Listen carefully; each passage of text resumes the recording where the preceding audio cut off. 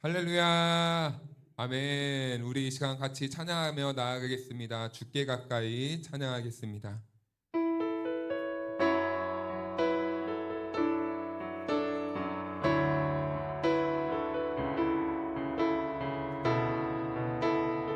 우리의 소원이 되길 원합니다. 같이 고백할까요? 주께 가까이 날 이끄소서. 간절히 주님만을 원합니다. 채워주소서.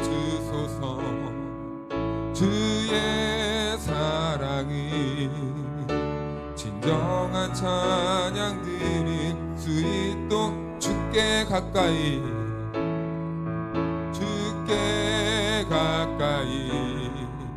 날 이끄소서.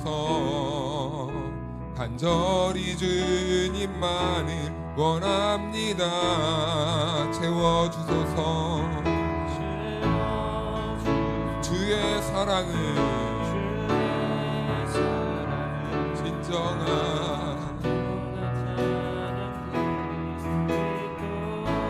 주께 가까이 날 이끄소서. 간절히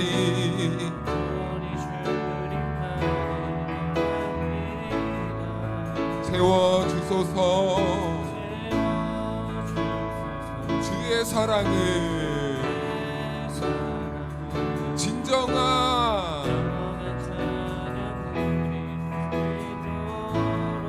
목마른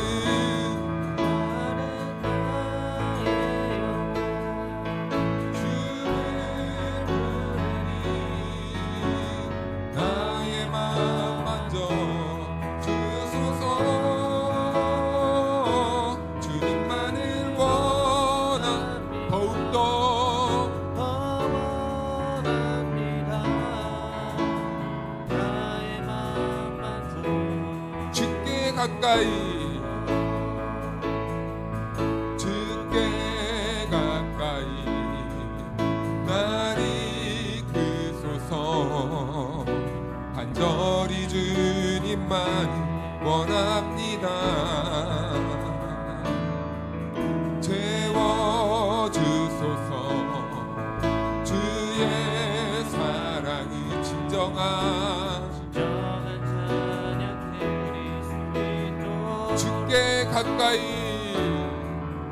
주께 가까이 날 이끄소서.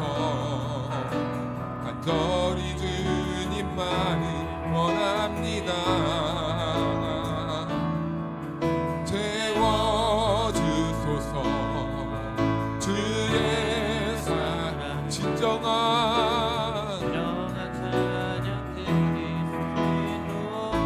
목마른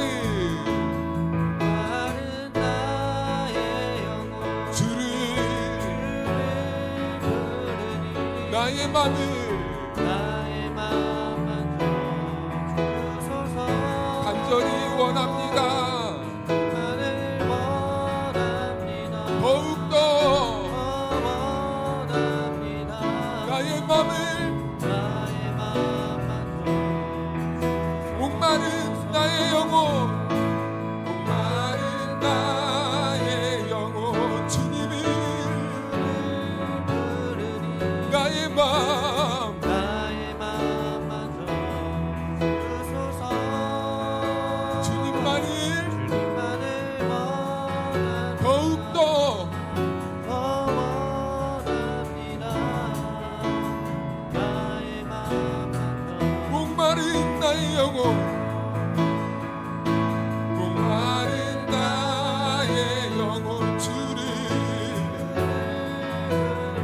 나의 맘을 주소서. 주님만을 원합니다. 더욱더 원합니다. 나의 맘을 우리 한 번 더 고백하십시다. 목마른 주님을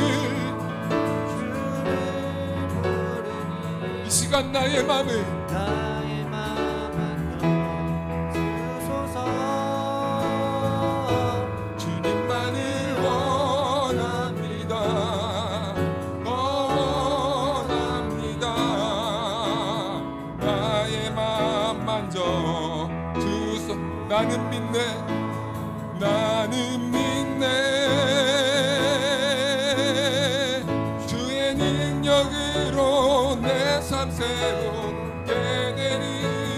나는 믿네. 주의 능력으로 담대히 나가리라. 주와 함께 싸워 승리하리라.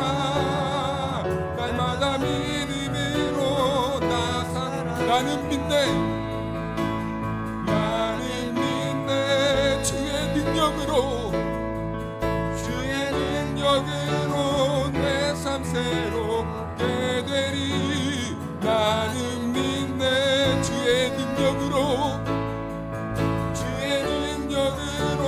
내 삶 새롭리라. 주와 함께 싸워 승리하리라. 날마다 믿음으로 나사 내게 허락하신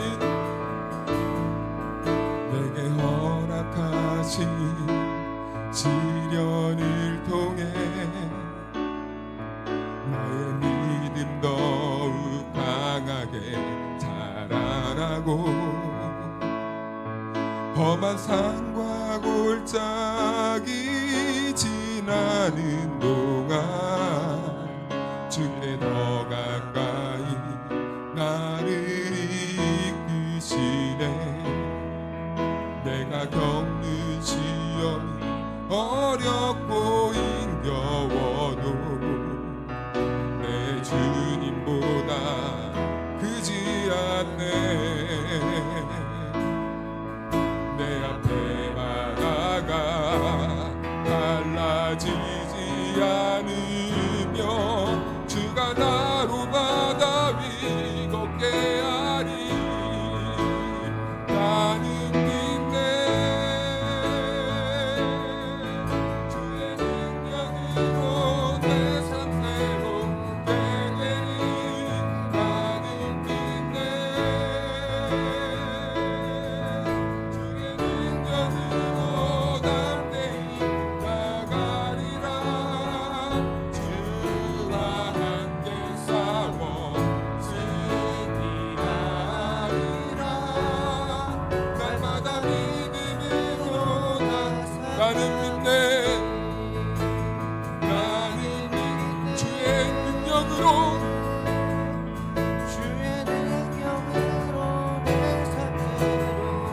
나는 믿네.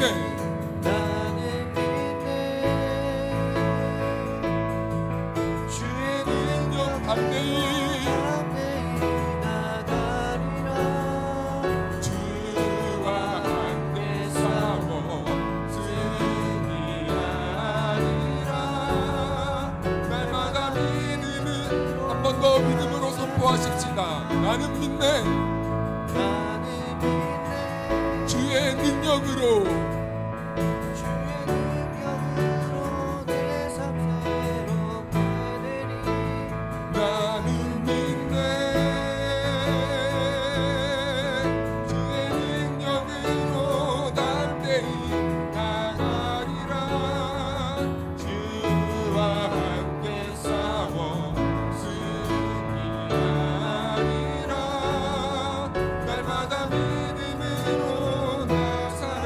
날마다 믿음으로 날마다 믿음으로 나 살아. 날마다 믿음으로 나 살아가니.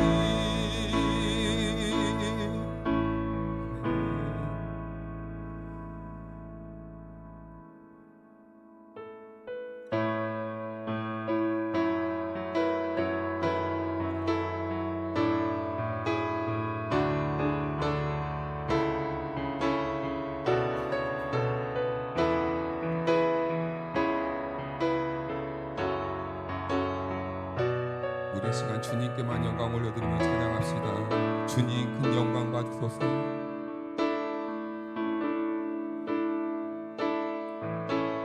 주님 큰 영광 받으소서. 홀로 찬양 받으소서. 모든 이름 위에 뛰어난 그 이름, 온 땅과 하늘이 다 찬양해. 겸손하게 우리 무릎 꿇고 주 이름 앞에 영광 돌리세. 모두 절하세. 독생자 예수 주님께 찬양 드리리. 모든 영광과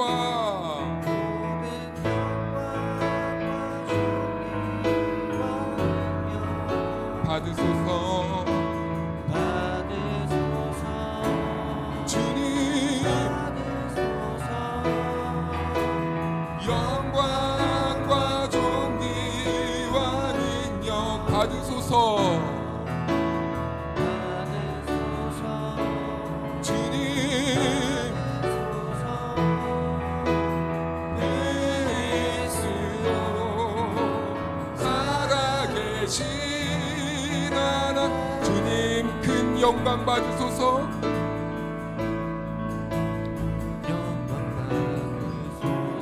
홀로 찬양 받으소서. 아멘. 모든 이름 위에 뛰어난 그 이름, 온 땅과 하늘이 다 찬양해. 겸손하게 우리 무릎 꿇고 그 이름 앞에 영광 돌리세. 모두 절하세. 독생자 예수 주님께 찬양 드리리. 모든 영광과 존귀와 능력 받으소서. 주님만 받아주옵소서. 영광과 존귀와 능력 받으소서. 주님 그리스도 살아계신 모든 영광과 존귀와 능력 받으소서. 주님 영광과 존귀와 능력 받으소서.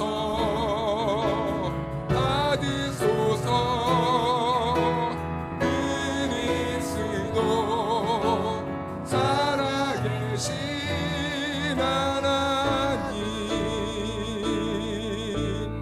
우리 시간 같이 기도하며 나아가십시다. 오늘 우리에게 주신 하나님의 말씀은 여호수아 1장 10절에서 18절 말씀까지입니다. 이에 여호수아가 그 백성의 관리들에게 명하여 이르되 진중에 두루 다니며 그 백성에게 명령하여 이르기를 양식을 준비하라. 사흘 안에 너희가 이 요단을 건너 너희의 하나님 여호와께서 너희에게 주사 차지하게 하시는 땅을 차지하기 위하여 들어갈 것임이니라 하라. 여호수아가 또 르우벤 지파와 갓 지파와 므낫세 반 지파에게 말하여 이르되 여호와의 종 모세가 너희에게 명령하여 이르기를 너희의 하나님 여호와께서 너희에게 안식을 주시며 이 땅을 너희에게 주시리라 하였나니 너희는 그 말을 기억하라.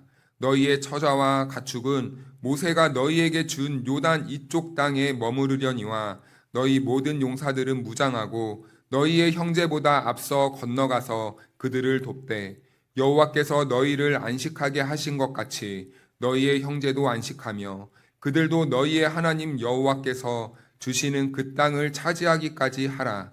그리고 너희는 너희 소유지 곧 여호와의 종 모세가 너희에게 준 요단 이쪽 해 돋는 곳으로 돌아와서 그것을 차지할지니라. 그들이 여호수아에게 대답하여 이르되 당신이 우리에게 명령하신 것은 우리가 다 행할 것이요 당신이 우리를 보내시는 곳에는 우리가 가리이다.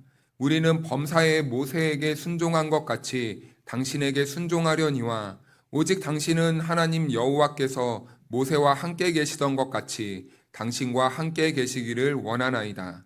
누구든지 당신의 명령을 거역하면 당신의 말씀을 순종하지 아니하는 자는 죽임을 당하리니 오직 강하고 담대하소서. 이 말씀은 하나님의 말씀입니다. 아멘. 할렐루야. 할렐루야. 하나님의 은혜와 평강이 우리 모두에게 함께하기를 주님의 이름으로 축복합니다. 사랑하는 다솜의 가족 여러분, 언제나 말씀 충만하십시오. 성령 충만하십시오. 그래서 어디에서 무엇을 하든지 늘 하나님의 말씀으로 살아가시는 믿음의 사람들이 되기를 축복합니다. 우리는 지난주부터 여호수아에 대해서 말씀을 나누고 있습니다. 지난주 보니까 여호수아가 이제 모세가 갑작스럽게 죽고 이제 홀로 이 어려운 사역을 감당해야 합니다. 그런데 그 여호수아는 이제 두려운 거죠. 이 백성들을 내가 어떻게 끌고 갈까? 지금은 때가 아닌 것 같았는데 어떻게 내가 이 백성들을 끌고 가야만 한다는 말인가? 그때 이 두려움이 몰려올 때 하나님께서는 여호수아에게 말씀하시는 것이죠. 그래서 8절에 보니까 이 율법책을 7절부터 보니까 오직 강하고 극히 담대하여 나의 종 모세가 내게 명령한 그 율법을 다 지켜 행하고 우로나 좌로나 치우치지 말라. 그리하면 어디로 가든지 형통하리니 이 율법책을 내 입에서 떠나지 말게 하며 주야로 그것을 묵상하여 그 안에 기록된 대로 다 지켜 행하라. 그리하면 내 길이 평탄하게 될 것이며 내가 형통하리라. 내가 내게 명한 것이 아니냐. 강하고 담대하라. 두려워하지 말며 놀라지 말라. 내가 어디로 가든지 내 하나님 여호와가 너와 함께 하느니라 하시니라. 아멘. 하나님께서는 이 두려워 떨고 있는 불안해하고 염려하는 이 여호수아를 향하여서 강하고 담대하라. 내가 너와 함께 하겠다. 그런데 너는 내 말씀을, 내 율법을 지켜 행하라. 그래야만 내가 언제나 너와 함께 하겠다.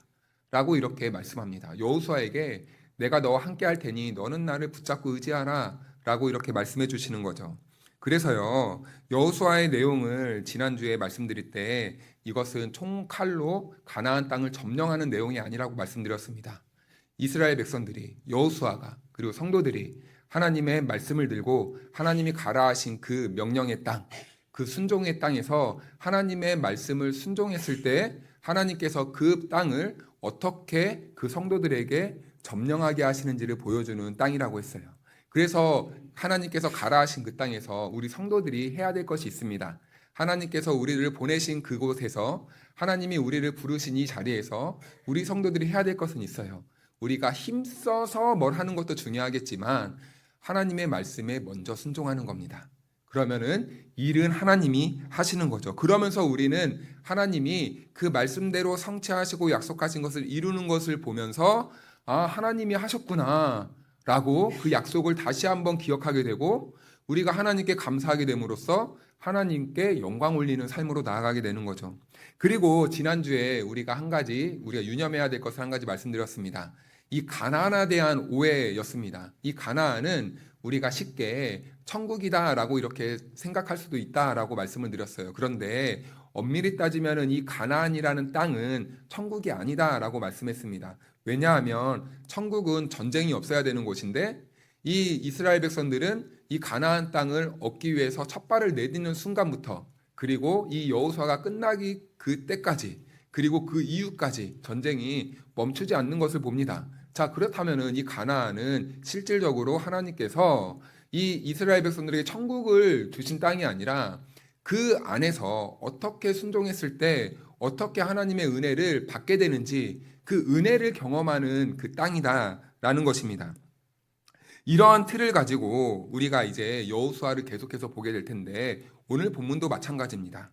10절에서 11절 말씀을 먼저 보겠습니다. 우리 길지만 한 절씩 교독하겠습니다. 제가 먼저 읽겠습니다. 이에 여호수아가 그 백성의 관리들에게 명령하여 이르되 중에 두루 다니며 그 백성에게 명령하여 이르기를 양식을 준비하라. 사흘 안에 너희가 이 요단을 건너 너희의 하나님 여호와께서 너희에게 주사 차지하게 하시는 땅을 차지하기 위하여 들어갈 것이니라.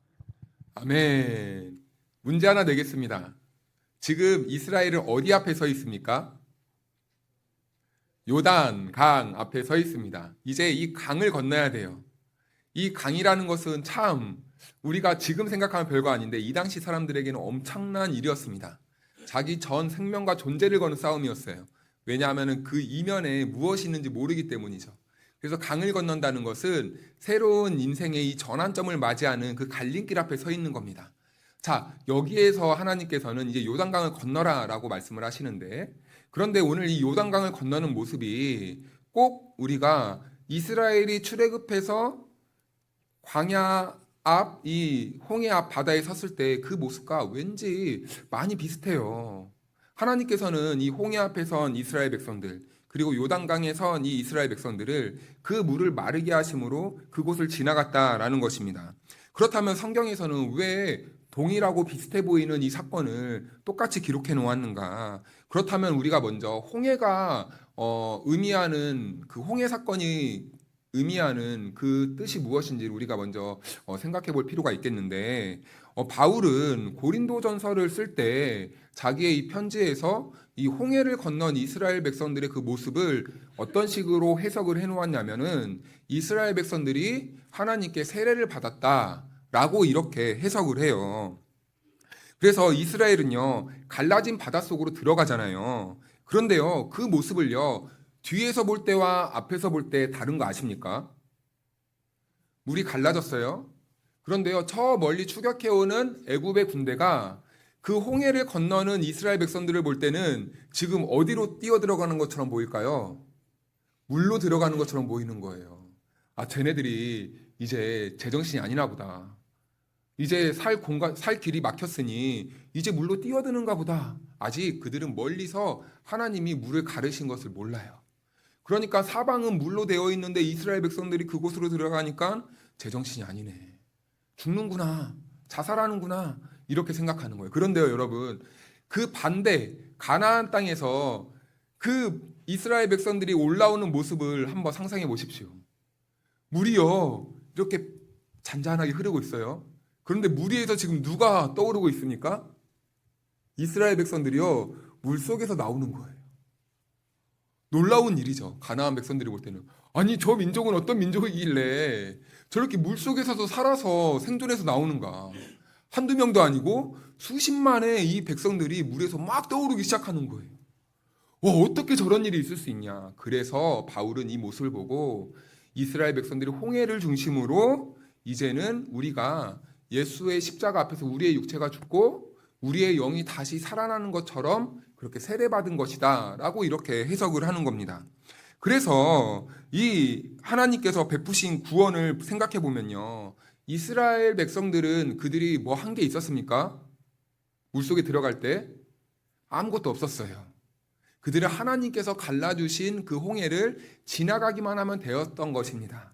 그래서 구원은요, 철저하게 인간의 노력에 있는 것이 아니라 하나님의 행하심이라는 거예요. 그래서 출애굽기 14장 13절 말씀을 보면요, 모세가 이스라엘 백성들에게 이렇게 말하는 거예요. 너희는 두려워하지 말고 가만히 서서 여호와께서 너희를 위하여 행하시는 구원을 보라. 할렐루야. 아멘. 우리는 우리를 구원하시는 하나님의 행하심의 그 손길을 어떻게 하면 됩니까? 보면 되는 거예요. 믿으십니까? 우리는요, 뭘 열심히 해서 하나님, 저 지금 여기 돌을 이만큼 쌓아서 물을 이만큼 마르게 해서 우리가 지금 땅을 이만큼 했습니다. 조금만 더 하면 될 것 같습니다. 우리 열심히 해서요, 하나님이 가라 하시고 하는 그 땅에 우리가 구원을 한번 이루어 볼게요. 제가 제 인생을 열심히 한번 살아볼게요. 이게 아니라 하나님은 우리의 구원에 있어서만큼은 철저하게 하나님께서 시작하시고 그 완성은 누가 하십니까? 하나님이 하신다는 거예요. 자, 그러면 우리에게 필요한 믿음이 있습니다. 무엇입니까? 하나님이 행하심을 보는 것이다 라는 것입니다. 자, 그래서 우리는 구원을 받을 때 오직 하나님의 은혜로 받는다라는 겁니다. 그렇게 이스라엘은요, 홍해를 통과하고요, 광야를 나옵니다. 그런데요, 여러분, 그거 아십니까? 이 홍해를 통과해서 광야에서 가나안까지는 총 며칠이 걸릴까요?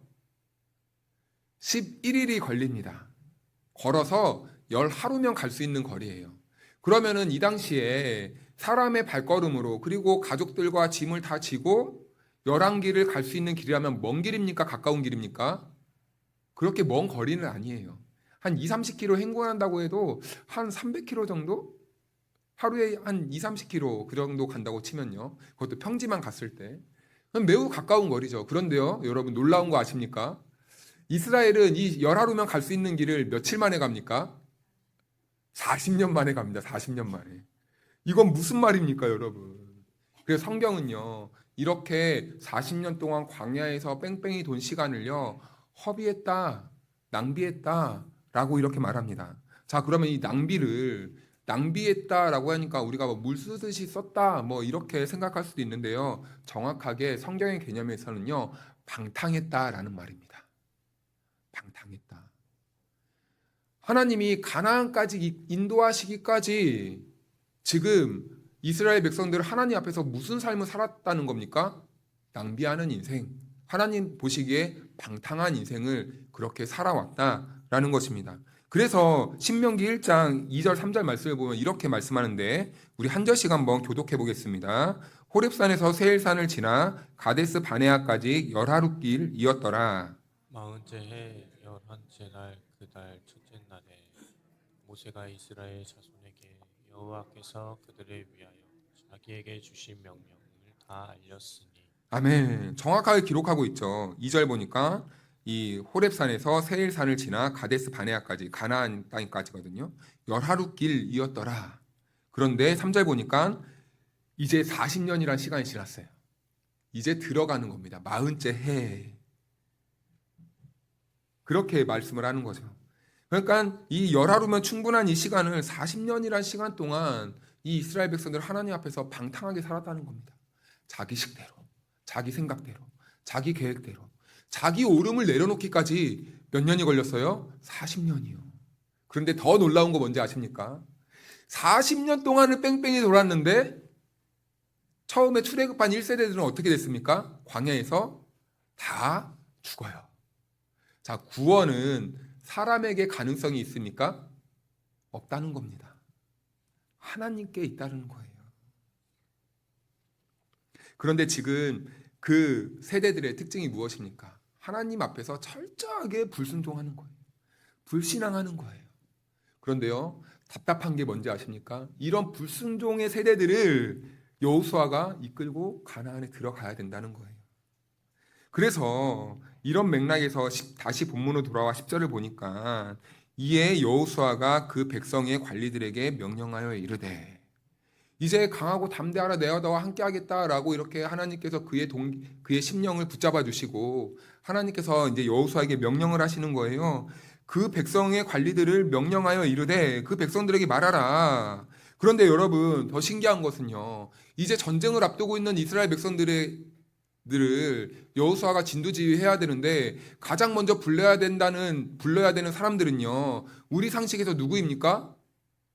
우리 상식에서 전쟁을 하려면 누굴 먼저 불러야 돼요? 장정, 군사들을 불러야 돼요. 그런데 여러분, 오늘 말씀을 보니까요, 백성들의 관리를 부르래요. 이 관리는요, 이 히브리어로 소테림이란 단어인데 우리식으로 말하면요, 행정관입니다. 행정관.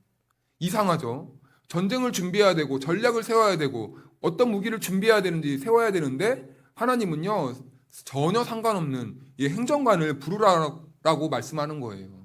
그래서요, 그들에게 명령을 합니다. 11절에 보니까 뭐라고 명령하냐면, 진중에 두루다니며 그 백성에게 명령하여 이르기를, 양식을 준비하라. 사흘 안에 너희가 이 요단을 건너 너희의 하나님 여호와께서 너희에게 주사 차지하게 하시는 땅을 차지하기 위하여 들어갈 것임이니라 하라. 첫 번째 보니까 진중에 두루 다니면서 그 백성에게 명령하래요. 무엇을 명령하래요? 양식을 준비하라 라는 겁니다. 이상합니다. 왜 양식을 준비합니까? 왜 먹을 것을 준비하죠?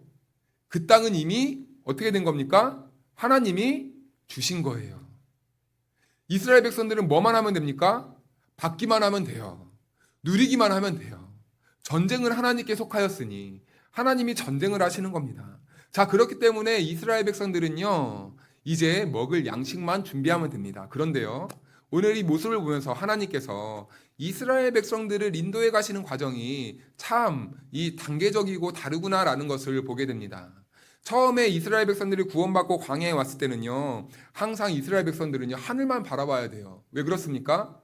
만나를 받아야 되기 때문에요. 오늘은 만나가 오나. 그들은 하늘을 보면서 하나님이 내려주시는 그 만나를 항상 기다리며 살았습니다.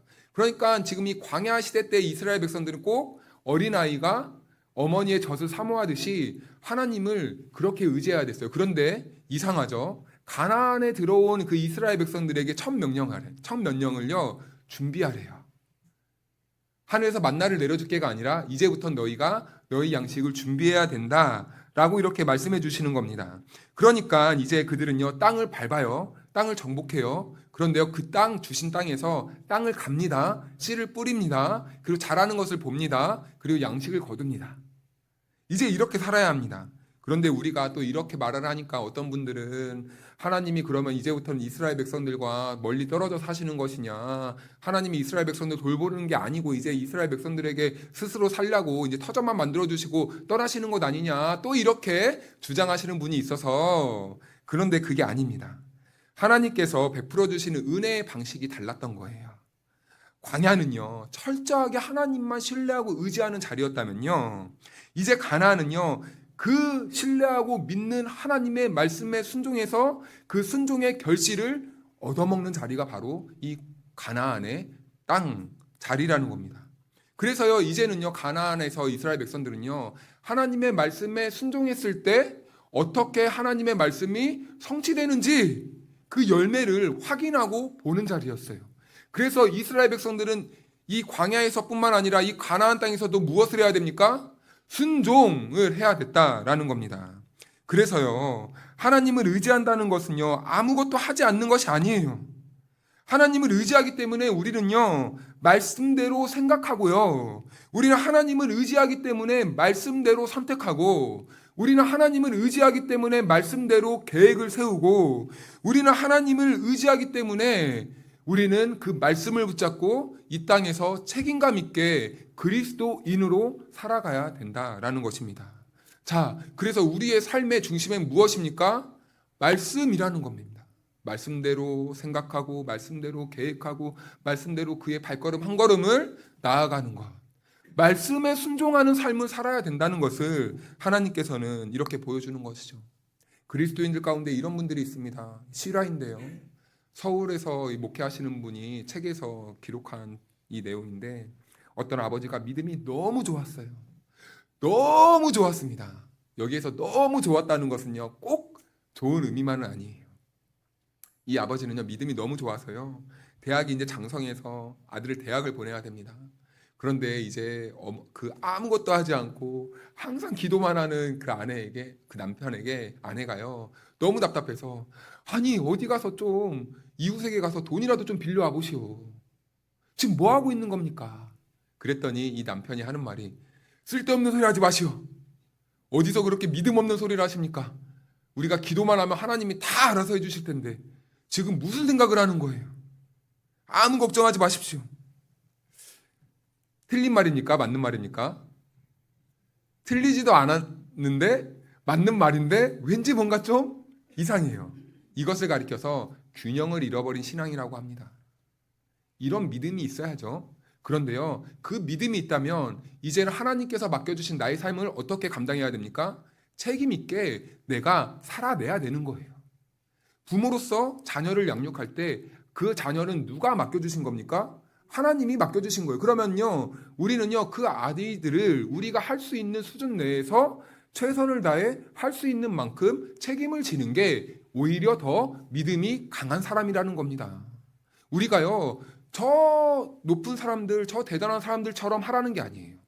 우리를 보내신 그 자리에서 우리가 최선을 다해 할 수 있는 일을 감당하는 것, 이 책임감 있게 살아가는 그런 사람을 살아야 된다는 거죠. 그래서요, 공부하는 학생들은요, 기도하면서 무엇을 해야 됩니까? 공부를 해야 돼요. 그것이 책임감 있는 사람들의 삶입니다. 그리고 또 아픈 분들이 있으면요, 최선을 다해서 기도하면서 또 무엇을 해야 됩니까? 밥도 열심히 먹고, 그리고 치료도 최선을 다해서 받아야 됩니다. 이것이 바로 믿음 있는 사람들의 책임감 있는 삶의 모습이라는 것이죠.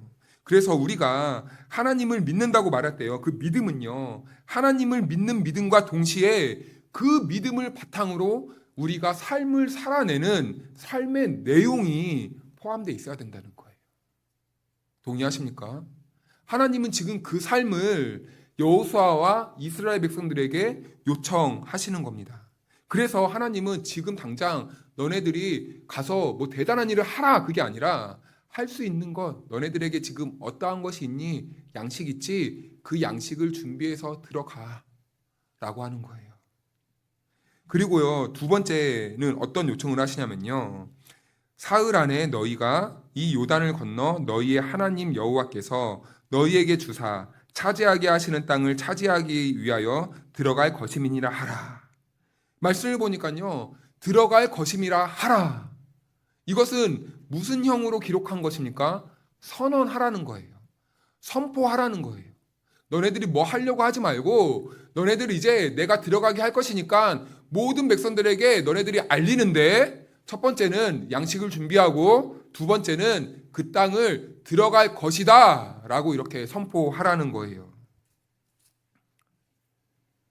성도들이요, 하나님의 약속을 붙잡고 우리의 삶에, 우리의 영혼의 귀에 선포하고 선언하는 일은요, 여러분, 우리의 신앙의 원리에서 매우 중요한 것입니다. 어떤 청년이요, 노량진에서 열심히 이제 자기 미래를 위해서 공부를 하고 있었습니다. 그런데요, 이 청년은요, 이제 내가 공부는 해야 되는 걸 알고 그래서 이제 공부를 하기 위해 노량진까지 갔어요. 거기에서 여러분, 생활하는 거 정말 쉽지 않잖아요. 정말 생존을 위해서 치열하게 전쟁하는 곳이 그 노량진 주변의 학원가입니다.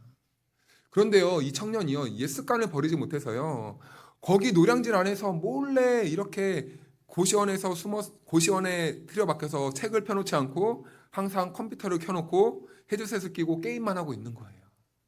그 인생을 낭비하는 인생을 살고 있었던 거죠.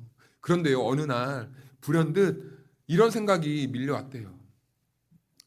안 되겠다. 내가 이러다가는 내 인생이 망하겠다.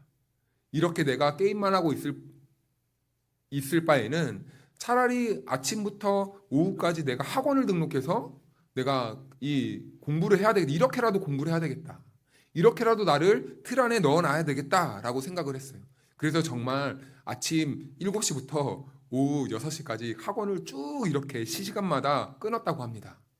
그래서 이 주변 사람들이 이 청년을 보면서 뭐라고 했겠습니까? 너가 제정신이냐? 너가 지금 뭐 하는 거냐? 심지어 그 출석하는 목사님께도 자기가 이렇게 하겠다고 이렇게 말을 했더니요, 그 청년을요, 한심하듯 쳐다보면서 한숨을 푹푹 쉬었다고 해요. 그런데요, 이 청년이요, 그 모든 사람들의 이 상식의 이 틀을 깨고요, 항상 이 책상머리 앞에 앉아서 이런 말을 했대요. 우리가 정말 쉽게 하는 말 있지 않습니까? 나는 할 수 있다. 자기의 이 계획표를 딱 보고 나는 할 수 있다. 나는 기필코 해낼 것이다. 자기를 향해서요, 선언하고 선포했대요. 그런데 여러분, 이 청년이 어떻게 되겠습니까? 망했을까요? 그러면 이런 말을 안 하죠. 이런 대목에서. 망하지 않았어요. 그 인생이요, 계획한 대로는 아니지만 그래도 남부럽지 않게 성공했다는 뭐 이런 이야기가 있습니다. 여러분, 제가 말씀드리는 것은요, 이 청년이 이렇게 해서 성공했구나, 그걸 말씀드리는 게 아닙니다. 사람이 하는 말도, 하물며 자기 스스로에게 하는 말도 선언이 되고 선포가 되고 그 말을 붙잡고 살 때요. 이렇게 큰 능력과 힘이 있는데 하물며 하나님의 말씀이랴라는 것입니다. 영원하시고 확실하신 그 하나님의 말씀이 우리의 심령에 날마다 선포된다면 그 하나님의 말씀이요 우리를 안 살리겠냐라는 것이에요. 이 세상이 창조될 때 여러분 제가 또 어려운 문제 하나 내겠습니다. 하나님께서 이 세상을 창조하실 때 무엇으로 창조하셨습니까? 가위를 들고 세상을 오렸습니까? 풀로 들고 세상을 이렇게 딱딱딱 붙였습니까? 아니에요. 말씀을 선포했어요. 그랬더니 그 말씀이 선포되자 세상이 어떻게 되었습니까? 순종했다는 거예요. 말씀의 능력에는요, 말씀이 선포되면요, 이런 능력이 있다는 거예요. 그런데 여러분, 그런데 이런 하나님의 능력의 말씀이 우리 앞에 있는데, 날마다 이 말씀을 우리가 그냥 외면해서는 되겠습니까?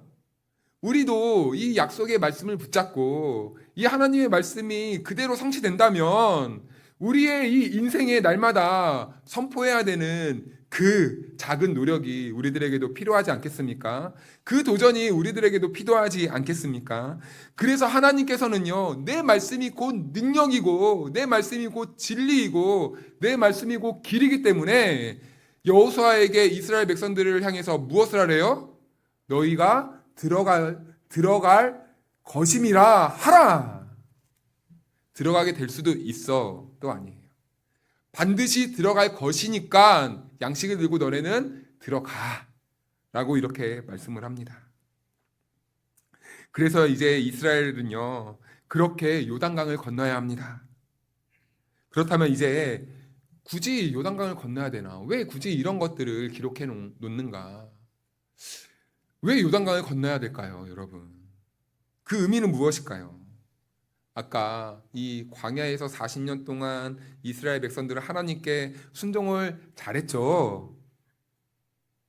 이스라엘 백성들은 광야 40년 생활 동안 순종을 참 잘했죠, 여러분? 아니죠. 불순종을 했습니다. 40년 내내 불순종을 했어요.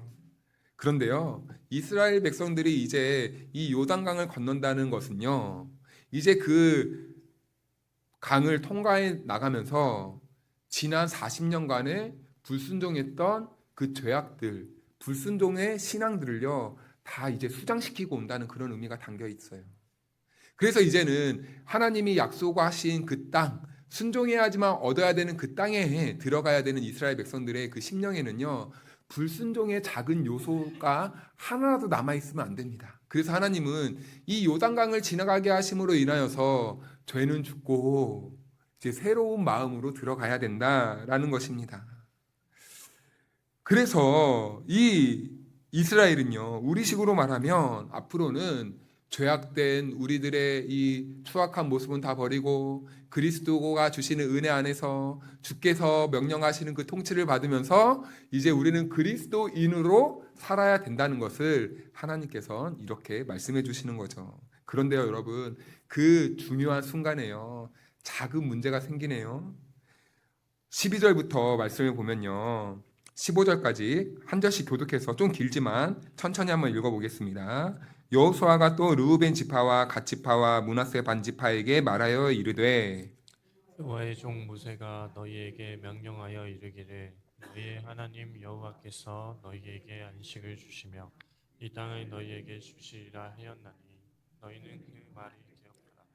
너희의 처자와 가축은 모세가 너희에게 준 요단 이쪽 땅에 머무르려니와 너희 모든 용사들은 무장하고 너희의 형제보다 앞서 건너가서 그들을 돕되 여호와께서 너희를 안식하게 하신 것 같이 너희의 형제도 안식하며 그들도 너희의 하나님 여호와께서 주시는 그 땅을 차지하기까지 하라. 그리고 너희는 너희 소유지 곧 여호와의 종 모세가 너희에게 준 요단 이쪽 해돋는 곳으로 돌아와서 그것을 차지할지니라. 아멘. 들어가야 하는데요, 갑자기요 므낫세 반지파와 그리고 갓지파와 르우벤 이 세 지파를 부르네요. 왜 불렀을까요? 들어가면 되는데 약간 여기에서 약간 이 뭔가 이 불화 같은 이 조짐이 보입니다. 이 세 지파가요 사실은 가나안을 건너고 싶지 않았어요. 왜냐하면요 지금 가나안을 건너기 전 그 땅이요. 그 땅이 너무 비옥하고 참 기름지고 좋았거든요. 그래서 그들은 거기에 머물고 싶어 했습니다. 그런데 여호수아 입장에서는 이스라엘 입장에서는 이 세 지파가 반드시 필요해요. 왜냐하면요. 그의 지파들의 특징이 있는데 첫 번째를 보면은 이 르우벤 지파가 있잖아요. 그런데 야곱 12아들 가운데 장남이었습니다. 그런데 이 아들은 이 장자의 자리에서 밀려나요. 장자의 구실을 못했거든요. 그 이유가 자기의 혈기 때문입니다. 매우 다혈질이었어요. 그래서 늘 싸움을 즐겨했습니다. 사람을 죽이는 것도요 서슴지 않고 살인도 밥 먹듯이 했어요. 그 혈통 자체가 그랬습니다. 그러니까 이 혈통 자체는요 매우 전쟁에 능한 지파예요. 싸움을 잘합니다. 그리고 두 번째 갓지파를 보니까요 그 지파의 뜻이요 군대라는 뜻이에요. 이 지파 역시도 전쟁을 매우 잘하는 지파예요. 그리고 세 번째 므낫세 지파도 보니까 그 뜻이요 용사의 집이라는 뜻입니다. 가만히 보니까요 이 세 지파의 특징이 있네요. 용맹스럽게 싸움을 잘하는 지파였다는 겁니다. 그러니까요 이들은요 늘 전쟁을 할 때 이스라엘 백성들의 선봉에 섰었어요. 그래서 이 이스라엘 지파를 끌고 가면서 이 전쟁을 능히 했던 지파였습니다. 그러니까 이 전쟁의 우선권을 가지고 있고 많은 힘을 가지고 있으니까 이렇게 분배도 정확하게 이루어지면 좋겠지만 사람이라는 게 큰 공을 세운 사람들에게 많은 재물을 얻을 수 있는 기회를 줘요. 자, 그렇게 이 세 지파는요 재물도 많이 쌓았습니다. 그리고요 능력도 있어요. 그리고요 지금 이쪽 땅을 보니까요 14절에 이쪽 땅을 보니까요 그 요단강을 중심으로 요단 저편이 아니라 이쪽이거든요. 그러니까 건너기 전이에요. 그러니까 이 땅은요 그 고고학적으로 보면 이 땅은 매우 비옥한 땅이고 기름진 땅이고 사람이 살기 좋아 보이는 땅입니다. 그러니까 재물도 많겠다, 땅도 좋겠다, 우린 여기 살겠다, 우리는 건너지 않겠다 라고 말하는 거예요. 그런데요 사사기를 보면요 여러분 사실은 이때부터요 이스라엘 백성들이요 불순종의 씨앗이 조금씩 보이게 돼요. 지금 이스라엘이 가야 되는 땅은 어디예요? 어디입니까? 가나안 땅이에요. 그런데 지금 이스라엘 이 세 지파에서 무슨 현상이 일어나고 있는 거예요? 하나님이 약속하신 그 땅을 지금 만족스러워하고 있습니까? 아니면 여기가 좋사오니 그러고 있습니까? 이쪽이 좋습니다.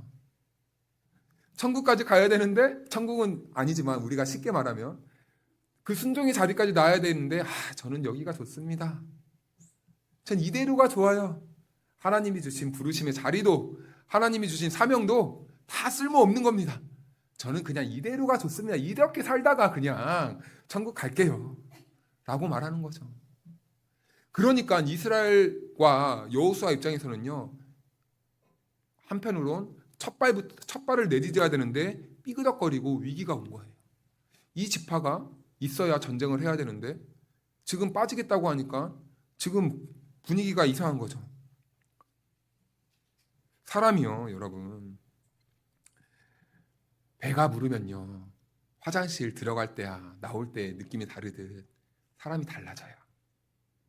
굳이 우리가 이 정도면 됐는데 요단강을 건너야 될 필요가 있겠느냐라는 목소리가 그 12지파 가운데에서 지금 소리가 나고 있었던 겁니다.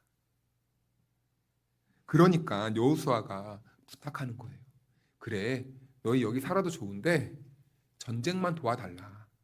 가나안 땅을 가서 전쟁하는 것만 도와달라 라고 이렇게 말하는 거예요.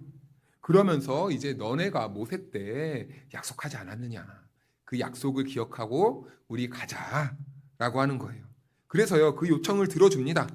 그런데요 그들은요 요청은 들어주되 우리가 전쟁을 끝나면 다시 여기로 나올 겁니다 라고 해요. 이 세 지파와 같은 유형을요 여러분 이렇게 말합니다. 이 세 지파와 같은 유형을 경계선에 선 그리스도인이라고 해요. 경계선에 선 그리스도인.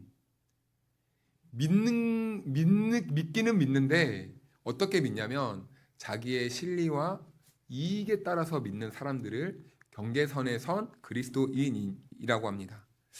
나에게 이익이 될 것처럼 여겨지면은 하나님을 따랐다가 자기의 이익이 어느 정도 채워지면은 그 경계선에서 다시 이쪽으로 넘어오는 사람들. 그러니까 절실하고 절박할 때는 하나님 하다가 그 배고픔과 허기짐과 그 위기가 해소되고 나면은 이제 내가 언제 그랬냐는 듯이 원래의 삶으로 돌아가는 사람들. 배가 부르고 문제가 해결되고 평안해질 때 이 므낫세 반지파, 갓지파, 르우벤 지파와 같은 모습을 보이는 사람들을 가리켜서 경계선에 선 그리스도인이라고 합니다. 이것을 보면서 와, 저는 참 다행이다라고 생각이 들었어요. 왜 그렇습니까? 우리 다솜교회 성도들은 한 분도 이런 분이 없구나. 전부 다 하나님의 말씀대로 살려고 몸부림치고 계시는구나 라는 모습을 볼 때 참 다행이다. 그런데 여러분, 우리도요, 인간이기에 잠시 잠깐 실수하면은 이렇게 될 수도 있겠죠. 그래서 우리는 늘 깨어서 말씀을 붙잡고 살아야 되는 거예요. 여호수아가 약속을 상기시켜줘요. 그래서요, 그 지파가요, 16절 17절을 보면요, 걱정하지 마, 전쟁해 줄게, 우리가 싸워줄게. 그런데 여호수아야, 전쟁이 끝나고 나면 우리는 다시 여기로 넘어올 거다 라고 말하는 거예요. 그런데요, 그들이 여러분 그 땅에 들어가서요, 이미 먹고 살 것이 확보가 됐는데 죽기 살기로 치열하게 전쟁을 했겠습니까? 슬렁슬렁 하는 모습이 말씀 여기저기서 조금씩 발견돼요. 대표적으로 우리 13장 13절 말씀만 다 같이 한번 읽어볼까요? 시작. 구슬 족속과 마아가 족속은 이스라엘 자손이 쫓아내지 아니하였으므로 그술과 마아가시 오늘까지 이스라엘 가운데서 거주하니라. 아멘. 여기 보니까요, 쫓아내야 되는데 어떻게 했대요? 쫓아내지 아니함으로. 그 이유가 무엇이었을까요? 쫓아내야 되는데 왜 쫓아내지 않았을까요? 시편에 보니까 이렇게 말씀합니다. 그들은 여호와께서 멸하라고 말씀하신 그 이방 민족들을 멸하지 아니하고 그 이방 나라들과 섞여서 그들의 행위를 배우며 그들의 우상들을 섬김으로 그것들이 그들에게 올무가 되었도다.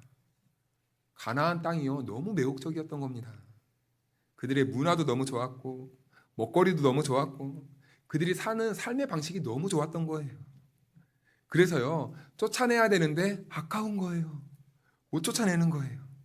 그러다가 결국 어떻게 됩니까? 그들이 쫓아내야 되는데 쫓아내지 않으니까 우상 숭배에 빠지는 그 유혹의 길이 됐던 겁니다. 이스라엘은 가나안을 쫓아낼 수 있었어요.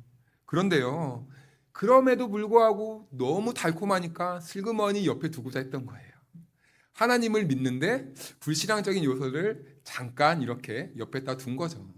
제가 부끄러운 고백이지만 짤막하게 말씀드리면, 제가 신대원 다닐 때 사역도 지치고 삶도 지치고 공부하는 것도 지치고 하니까요, 그 짧은 순간 해소하기 위해 이 취미 생활을 하나 딱 합니다. 그런데 그 취미 생활을 하는데요, 여러분, 사람이요, 너무 무서운 게 뭔지 아십니까? 거기에 잡혀 먹어버리는 거예요.